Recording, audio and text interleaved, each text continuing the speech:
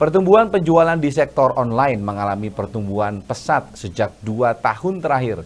Dengan kondisi ini, Dinas Perindustrian dan Perdagangan Provinsi Jawa Tengah melakukan edukasi kepada masyarakat, khususnya generasi muda untuk berhati-hati dalam berbelanja secara online melalui marketplace. Disperindak Provinsi Jawa Tengah menjelaskan pihaknya memiliki kewenangan dalam perlindungan konsumen. Untuk itu, Disperindak melakukan edukasi kepada masyarakat, dalam hal ini edukasi kepada ratusan pelajar SMA Negeri 1 Wonogiri. Pemahaman terhadap generasi muda tentang perlindungan konsumen penting dilakukan. Diharapkan mereka menjadi konsumen yang cerdas. Upaya edukasi dilakukan agar para pelajar mengerti hak dan kewajiban sebagai konsumen. Harapannya agar terhindar dari transaksi dan kegiatan merugikan konsumen itu sendiri. Berdasarkan indeks angka keberdayaan konsumen IKK di tingkat nasional berada di kisaran 57,4%. Sementara untuk IKK di Jawa Tengah mencapai 59,64%. Ketika konsumen telah mencapai level berdaya, mereka bisa mampu pemberdayaan aktif atau berperan aktif dalam memperjuangkan hak dan kewajibannya.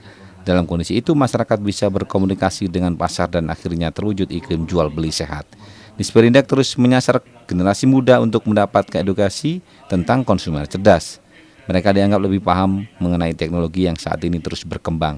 Edukasi konsumen cerdas di SMA Negeri 1 Wonogiri turut dihadiri akademisi Universitas Tidar Magelang, Jalu Aji Prakoso. Dalam kesempatan itu, Jalu menjelaskan pentingnya pemahaman dari generasi muda untuk berhati-hati menjadi konsumen di era saat ini di mana digitalisasi perdagangan menjadi tren. Sementara itu, Kepala Sekolah SMA Negeri 1 Wonogiri Joko Susilo menandaskan pesan moral bagi generasi muda penting untuk memahami kemajuan teknologi harus dimaknai secara positif dan belajar menjadi pengguna yang baik. Artinya menjadi tantangan juga bagi para pelaku ekonomi, khususnya pelaku ekonomi konvensional. Kenapa menjadi challenging? Karena kebanyakan pelaku ekonomi, khususnya ekonomi yang sifatnya konvensional, masih menggunakan pola tradisional, menjual perdagangannya di kios, di gerai, dan lain sebagainya. Artinya harus ada perdagangan yang sifatnya interface. Sedangkan ketika kita bicara terkait dengan perdagangan secara digital, kita tidak perlu yang namanya kios, tidak perlu yang namanya space untuk memperdagangkan produk-produk yang dijual. Nah, tantangannya adalah pastinya teman-teman pelaku usaha yang sifatnya konvensional, jika ingin eksis di dalam aktivitas ekonomi, tentu harus mengadaptasi apa itu ekonomi digital dan apa itu perdagangan secara online. Dan bagaimana mekanismenya, tentu pelaku usaha harus tahu dengan model-model seperti itu. Apalagi mereka sebagai konsumen, mereka akan mengkonsumsi berbagai produk-produk yang di saat ini.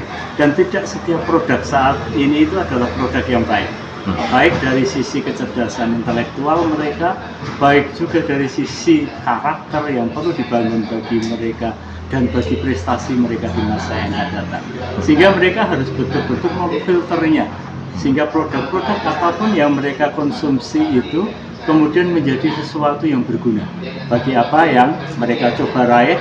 Dengan saya sampaikan tadi tentang melejitkan potensi-potensi yang ada, karena kecerdasan mereka bukan hanya kecerdasan secara intelektual, secara akademis, tapi kecerdasan yang sifatnya itu beragam, multiple intelligence.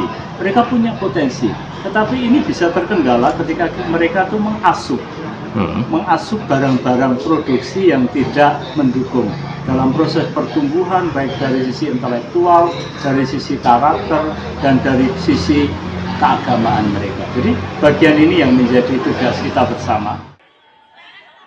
Wisnu Tripanoto, Wonogiri, TA TV.